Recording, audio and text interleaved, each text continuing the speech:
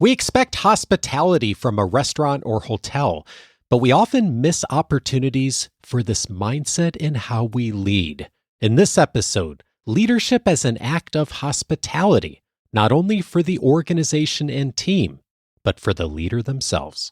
This is Coaching for Leaders, episode 688. Produced by Innovate Learning, maximizing human potential.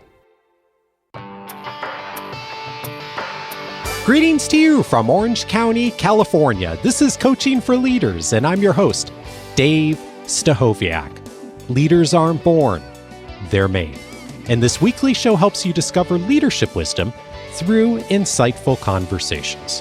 One of the ways to think about leadership is through the lens of hospitality. I hadn't thought much about that until I read the book of this week's guest. An invitation for us to think about how do we bring hospitality into our work as leaders, not only for others, but also for ourselves. I'm so pleased to welcome Will Guidara to the show. He is the former co-owner of 11 Madison Park, which under his leadership received 4 stars from the New York Times, 3 Michelin stars, and in 2017 was named number 1 on the list of the world's 50 best restaurants. He has co-authored 4 cookbooks, was named one of Crain's New York Business's 40 Under 40, and is the recipient of the Wall Street Journal magazine's Innovator Award.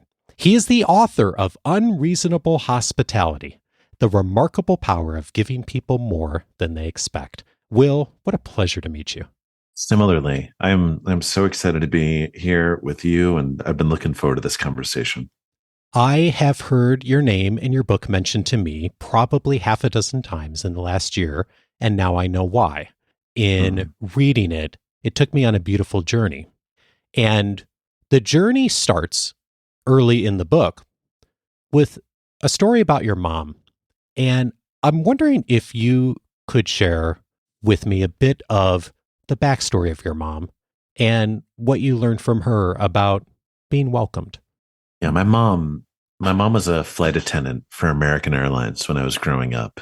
And I mentioned that detail because this was back in the day when that was the classiest job, right? She was this beautiful, awe-inspiring person who had fought through a ton of adversity. Her parents died when she was young. She grew up in the home of her aunt, put herself through night school, and always wanted to be a flight attendant. And so that's what she did. And she was unbelievably good at it until when I was about 4 years old, she was diagnosed with brain cancer.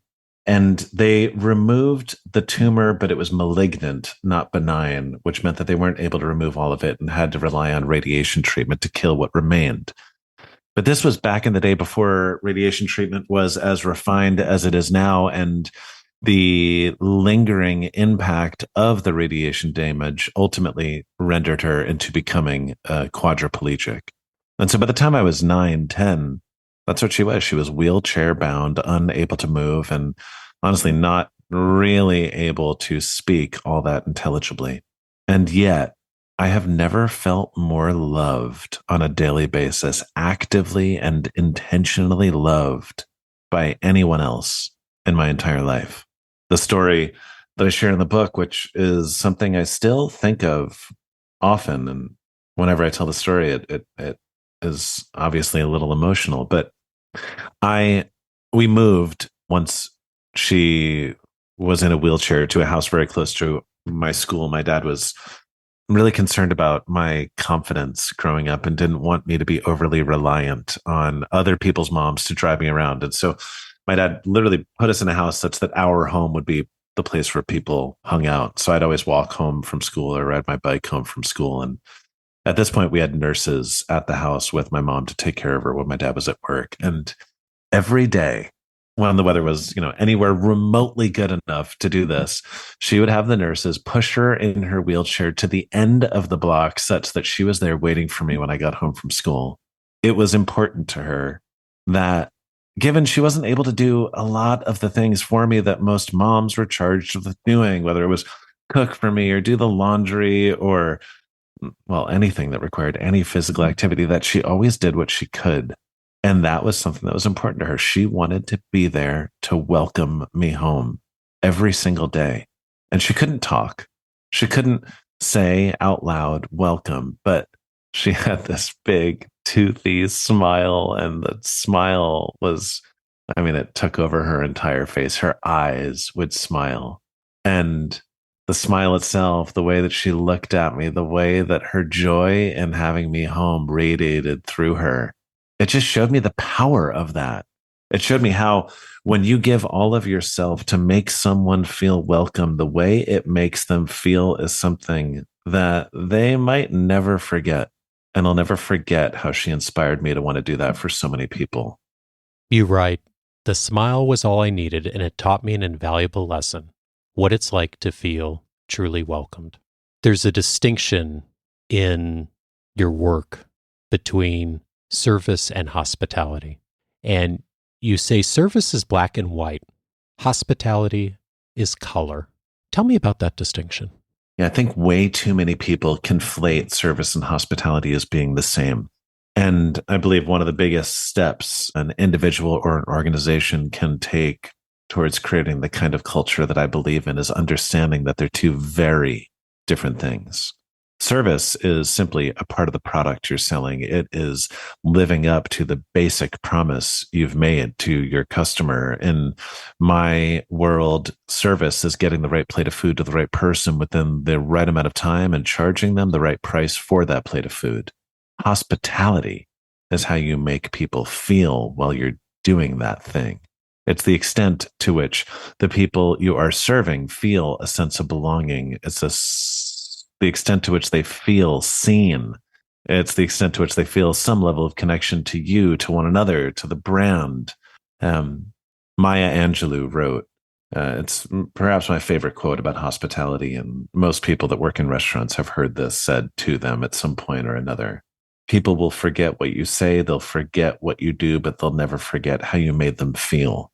I've talked to so many people who ate at my restaurant over the years, during the times when we were serving some of the best food in the world, many of whom don't remember a single thing they ate. The thing that they remember is how we made them feel. That is hospitality. You write, I'd really like to let you in on a little secret, one that the truly great professionals in my business know. Hospitality is a selfish pleasure. It feels great to make other people feel good. I read that, Will, and I thought about all the people in our listening community, the members I have the privilege to work with, and how many of them show up for their work every day. And think about that. That it's the service aspects of leadership, the making sure we hit the results, making sure we get to where we need to go. And it's also the heart and the care and the joy of seeing people learn and to grow. It's so much a part of so many leaders' hearts. And yet it doesn't necessarily always mean we do it in practice, does it?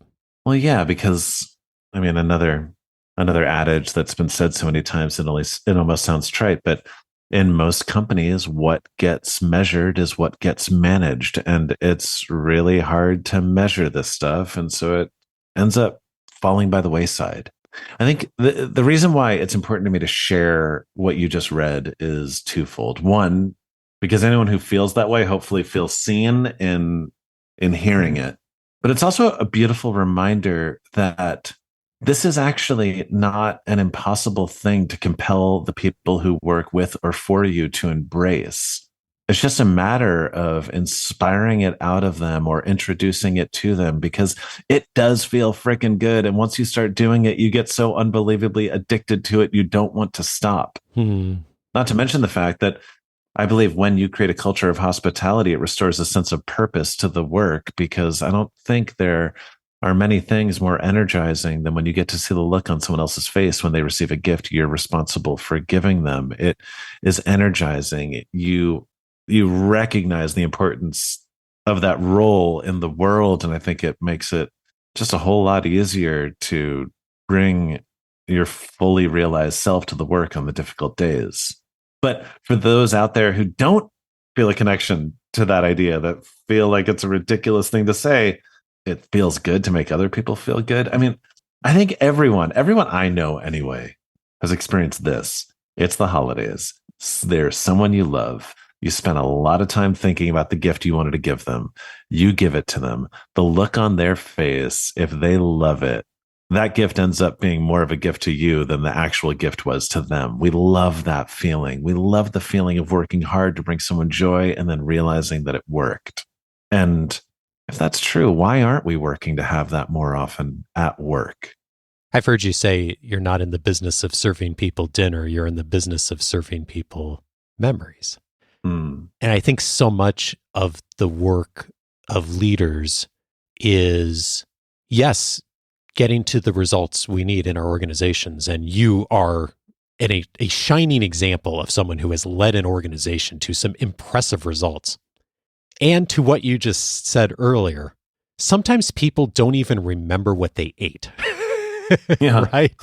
Because that actually isn't the thing that really made it special. It was the experience. It was the memory of it. Yeah, I think anyone can relate to that idea. If you've ever experienced like extraordinarily warm and gracious hospitality, regardless of industry, it exists everywhere. It's harder to find in some than in others. You probably know what I'm talking about. I've stayed at some remarkable hotels with amazing hospitality. I don't remember what the room looks like. I have no idea whether the thread count on the sheets was 600 or 800 or 1200. I don't know how many fixtures were in the bathroom or who made the robes or how expensive the soap was. And yet these are the things that so many companies invest all of their time and energy and attention into getting right. The thing I remember was, did I feel welcome there? Did they make me feel like I mattered? Did they do the kind of things that showed they're willing to go above and beyond to make my experience at that hotel a little bit better than it could have been at any other hotel? 100%. But I've experienced that at dentist offices and airlines. And I think that is truly the thing that separates the good from the great. I mean, listen, every company is looking for its competitive advantage. What is the thing about its product or brand that is special enough such that a new competitor can't come around and eat their lunch? Here's the thing. I actually don't care how good the product is. I don't care how good the brand is. Because eventually, and this is not my opinion, this is a fact, time has proven it to be true, someone will come around and create a better product or create a stronger brand. It's just a matter of how long it takes. Maybe they're going to be smarter, more talented. Maybe they're going to have more money, whatever. The only competitive advantage that exists over the long term comes through hospitality, through consistently investing in relationships, because those take a long time to build. And if you build them the right way, they take a long time to erode. Now, that's all well and good, but the only scalable way to do that effectively is to first start by showing that to and investing that in your team. My longtime boss and forever mentor, Danny Meyer, famously said that hospitality is a team sport. Doesn't matter how hospitable you are, it's the hospitality of the whole that defines your collective success. And it is impossible to expect a group of people to treat your customers in a way if they don't know how good it feels to be treated in that way. And that's your responsibility. Your responsibility is to invest in them in exactly the way you want them to turn around and invest in your customers. I was thinking about Danny Meyer as well, too, because I stumbled across a YouTube video from him recently, and he made the point that he's learned that you have to put your customer second, and it's behind the staff, which I think in the hospitality framework is something that most people wouldn't necessarily think of that way. They think of traditionally the customer first. But I think it goes to exactly what you just said. Team first. By the way, I learned that from him. And some people may hear that and think it sounds woo-woo, but it's actually like the very definition of strategy. I'm constantly looking for the best levers at my disposal. What are the things that I can exert the least amount of energy into that have the greatest impact? That's not because I'm lazy, but we only have so much energy to go around. And so we need to be really thoughtful and strategic in how we use it. I can run around like crazy and try to impact as many of my guests as humanly possible. And I mean, at our peak, before I sold the company, we had restaurants in LA, Las Vegas, New York, the Hamptons, Aspen, London. If I worked every single day of the week, 24 hours a day, maybe I would have been able to touch 4% of the people we were serving. Or I can spend a lot of energy focusing unilaterally on the people that worked for me. And I could touch 100% of them, and they would, by definition, pay that forward to 100% of the people we're serving. It's just a more strategic and scalable approach, not to mention the fact that it has the added benefit of being the right thing to do. I heard another interview you did recently, and I don't know the exact quote you said, but I wrote down leadership at its best is an act of hospitality, that's part of leading well. And there's so many beautiful examples in the book of where you and your team really did this and were so mindful of how you did it. And one of the things, of course, that's a reality for every leader is both praise and criticism.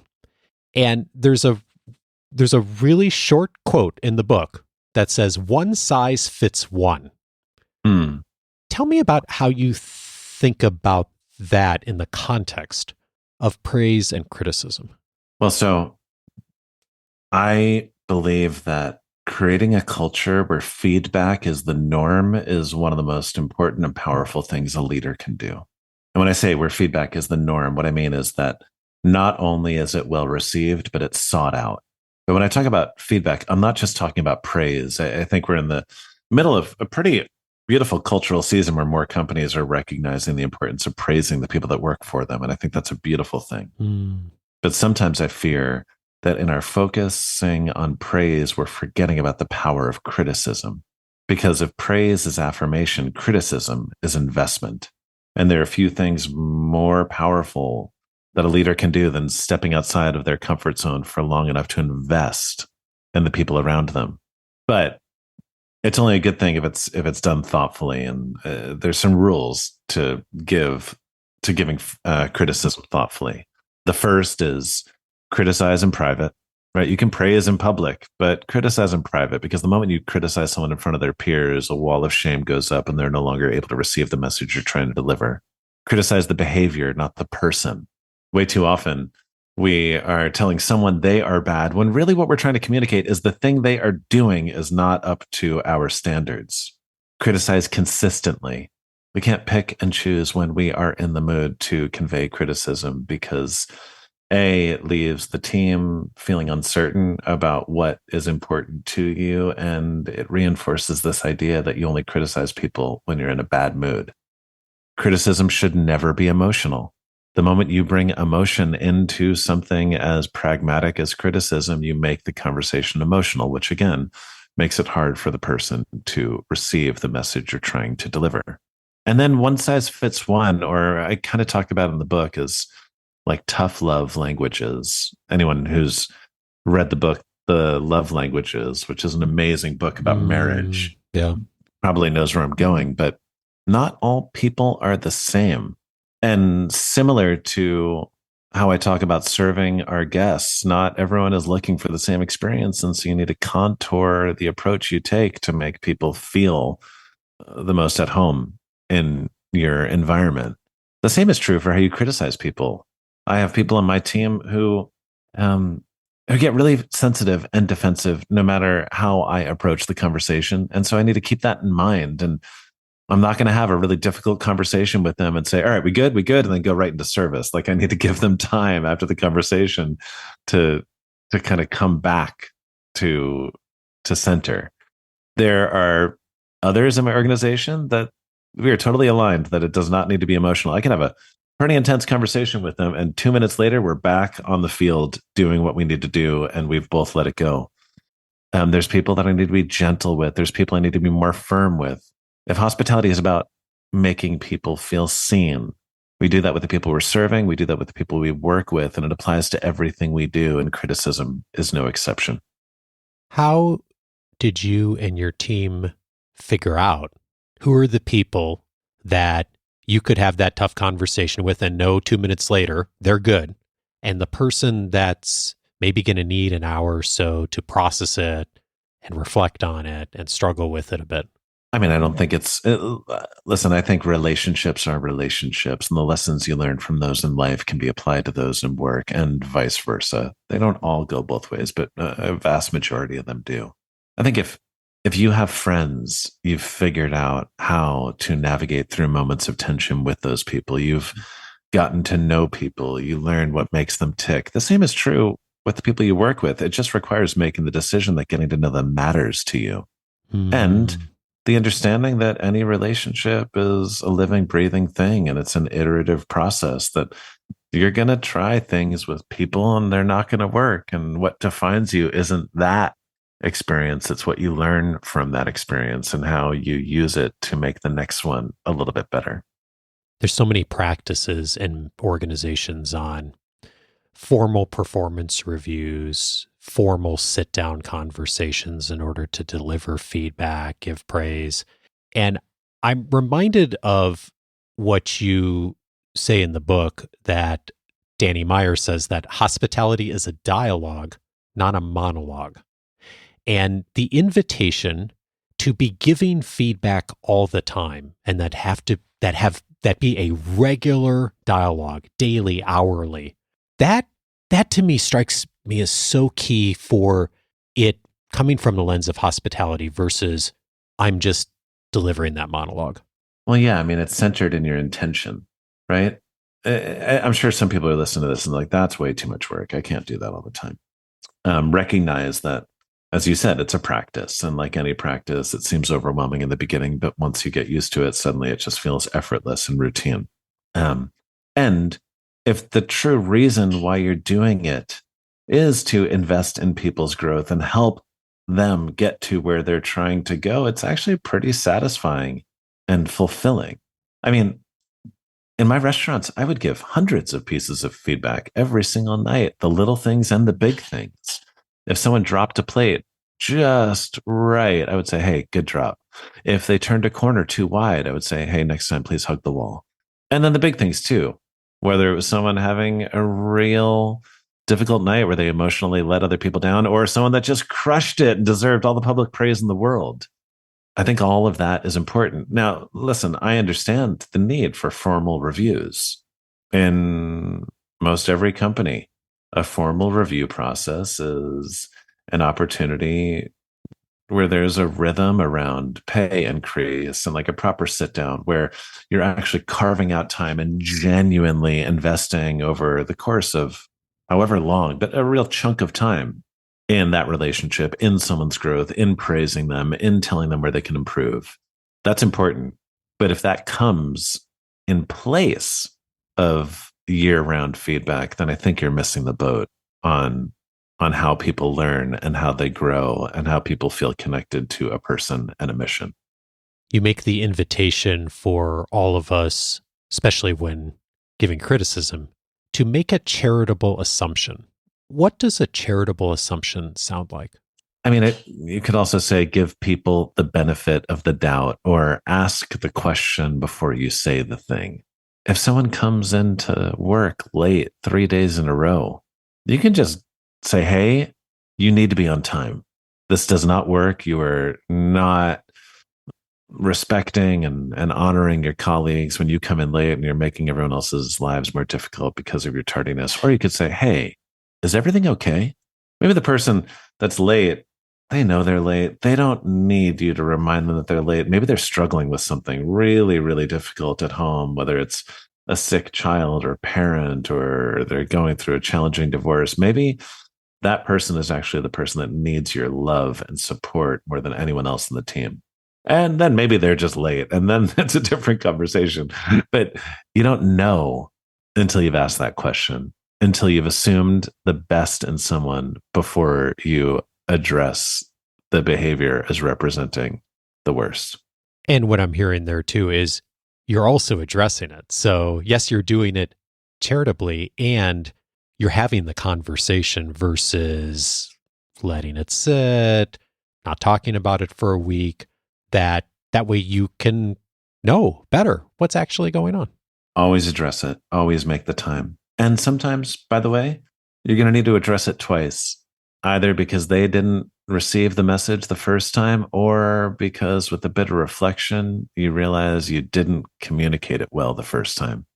The number of times that I got home after a long day of work, sat down over a glass of wine to journal and reflect on the day and realized that, gosh, I was not at my best when I had a conversation with whatever, Fred or Joe or Mary. And I'd write that down. And the next day I'd go in and apologize, not for the message I was delivering. That's where people mess up in apologies, is they undermine the message they were trying to deliver, but for the way in which I delivered it, which, by the way, is powerful for a number of reasons. It actually reinforces the message. It shows that you are someone that's constantly trying to improve. And once you're willing to criticize yourself and take responsibility for your own shortcomings, people are that much more likely to want to receive criticism from you. That message that you delivered the next day after reflecting on it, thinking about it, coming back, what did it sound like? Hey, yesterday when we talked about blank, I'm sorry. I know that the way I communicated with you was not right. I know that I was not walking the walk in the same way that I talked the talk. I fell short of my expectations for myself and all of you. The message I was trying to deliver, I still believe in that. You need to do this. What you were doing was not right or correct or whatever. But I'm sorry about the way I delivered it. And as you point out, I think somewhere in the book too, saying sorry doesn't mean you're wrong. It's the how. It's the how you did it. Yeah, although, and that can be taken in a few different directions. Here, you're saying, sorry, I was wrong in the way I delivered it. I still believe in the message. Yeah, right. Indeed.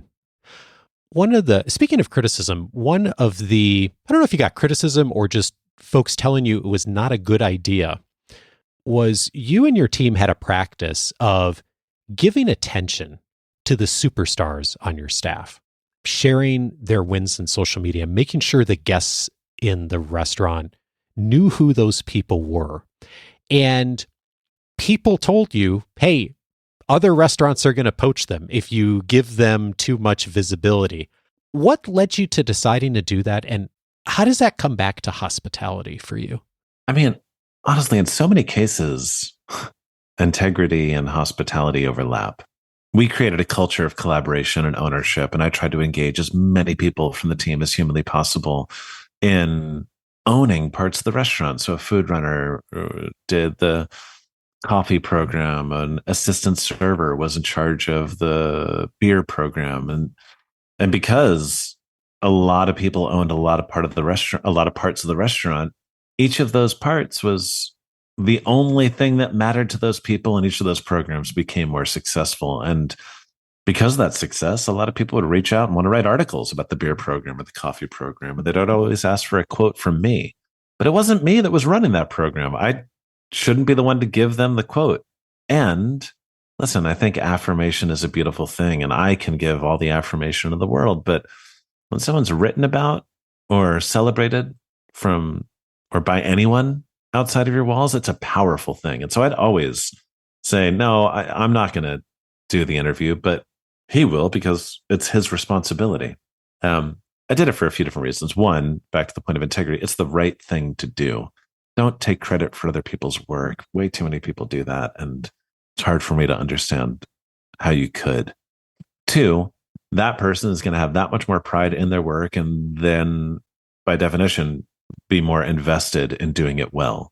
Three, the more people that worked for me that were known publicly, the more likely it was that when someone came into the restaurant, they were going to end up talking to someone that they'd read about, which made the experience better. And four, for the people on our team that had not yet found a place or an avenue, a channel where they could invest and fuel their passions, it motivated that much more to figure out how they could. Now, the more famous the people on your team become, it becomes much more likely that someone's going to poach them. But if you live in a place of fear, if you make decisions around doing things so that other people won't take your team, you're probably not actually caring for your team in the way that you should be. And I think any successful business person out there would agree that you should always make decisions from a place of strength and hope, not weakness and fear. In one chapter, you finish with 5 words, and the words are, make it cool to care. What led you to focusing on that phrase? I mean, I think about that with my daughter, who's 3 all the time. I don't care where you are in your life, how old or young you are, there's a part of every one of us that wants to be cool. And I mean, you think back to high school days, right? Like the cool kids, at least when I was in high school, were the ones that didn't try too hard. It was that behavior that was celebrated. And so even the best people would pretend to care less in order for the people around them to think they were cool.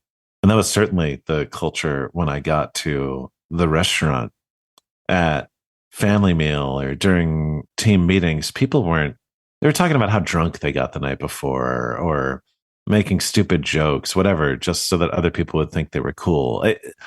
In order to focus a team such that you can collectively strive for greatness, you need to change the culture such that it's no longer cool to be that person. It's cool to be the one that cares the most.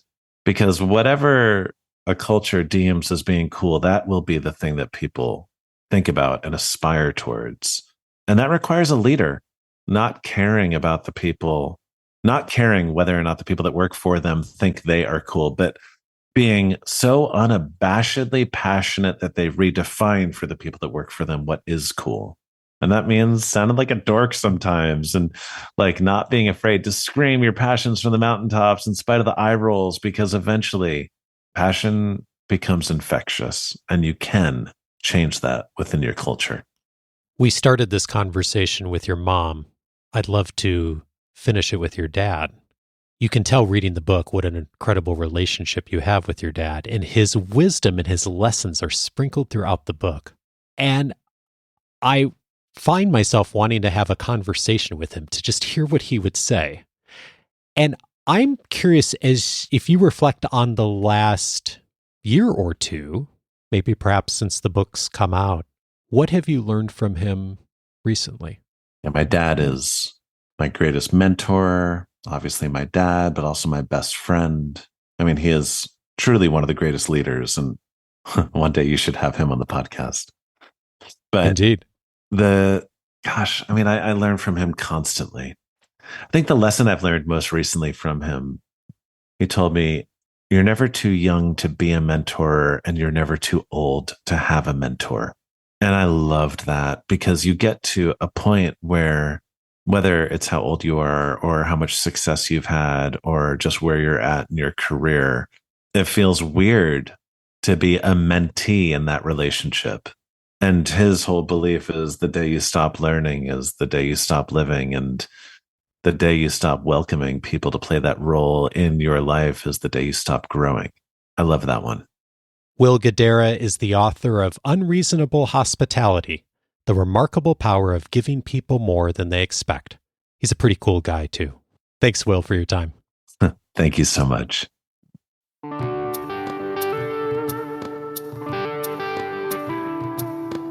If this conversation was helpful to you, 3 related episodes I'd recommend. One of them is episode 289, How to Lead Part-Time Staff. Chris DeFerio was my guest on that episode, and we talked about the reality that is different of leading full-time and part-time staff. And one of those realities that is very different is scheduling. It is very challenging for a lot of leaders and managers to coordinate scheduling with part-time employees. And Chris invites us in that conversation to think about that as an act of service. Boy, it fits in so well with Will's message of hospitality and how we can actually do a better job in a management role overseeing part-time staff of actually thinking about scheduling as an act of service. So many wonderful invitations in that conversation, including that. And by the way, Chris hosts a podcast called Keys to the Shop. So if you are in the coffee or restaurant business, he's been going many years on the show, a wonderful resource for you. Chris is a dear friend and in fact is the person who introduced me to Will. So thank you so much, Chris, for that introduction. Also recommended is episode 306, 5 Steps to Hold People Accountable. Jonathan Raymond was my guest on that episode. You heard the mention in this conversation that hospitality is a dialogue, not a monologue. Jonathan has been inviting us for years to have that dialogue regularly with employees every single day. His accountability dial has been used by so many in our community, especially the first step of that dial, which is the mention, making daily mentions of not only the critical things that are needing to get attention, but also the positive things that are happening. You hear that practice in Will's work and in his success. Jonathan walks us through step by step exactly how to do that to really find accountability. That's not only good for the employee and the team, but also for the manager. Episode 306 for that. And finally, I'd recommend episode 633, The Mindset to Help Your Organization Grow. Tiffany Bova was my guest on that episode, and we talked about her research, looking at how we experience organizations. And often we think about that from the standpoint of the customer. A lot of the attention, surveys, all of that rightfully looks at how the customer's experiencing the organization. And almost every organization espouses that employees are their most important asset. And yet espousing that isn't enough. A lot of organizations don't necessarily do that in practice. Tiffany reminds us of the importance of both the customer experience and the employee experience. And more importantly, how do you start to do both well to help your organization to grow? Episode 633 for several steps there. All of those episodes, of course, you can find on the coachingforleaders.com website. And if you haven't yet, I'm inviting you to set up your free membership today over at coachingforleaders.com. Why? Well, one of the benefits you're going to get is the ability to search the entire library by topic. You can't do that on the podcast apps, unfortunately, but we've made that available to you inside of the free membership on the website. So if you're looking for more conversations around organizational culture and feedback to the areas we're filing this conversation under today, there's many, many years of episodes there that will be helpful to you on exactly what's most important right now. Just go over to coachingforleaders.com, set up your free membership. The library access and searching is just one of the many benefits you'll find inside of the free membership. And if you're looking for a bit more, you may want to discover more about Coaching for Leaders Plus. One of the key benefits of Coaching for Leaders Plus is a weekly journal entry from me writing about my own experience. And one of the things you may not know about me is that I have a master's degree in making things more complicated than they need to be. I talked about that in the most recent entry of my journal. The tendency, not only for me, but I think for a lot of us, of sometimes getting too caught up in the how we do things, in the process of it, and missing the point, missing the bigger picture. I talked in a recent entry of how I've struggled with that, how I think that I see that same struggle in a lot of our members, and also what we can do to begin to move past it, some of the key questions we can ask. It's just one of the many recent journal entries that come out each week. It's part of Coaching for Leaders Plus, one of the key benefits. For more, go over to coachingforleaders.plus. Coaching for Leaders is edited by Andrew Kroger. Production support is provided by Sierra Priest. Thank you, as always, for the privilege to support you, and I'll see you back next Monday for our next conversation on leadership.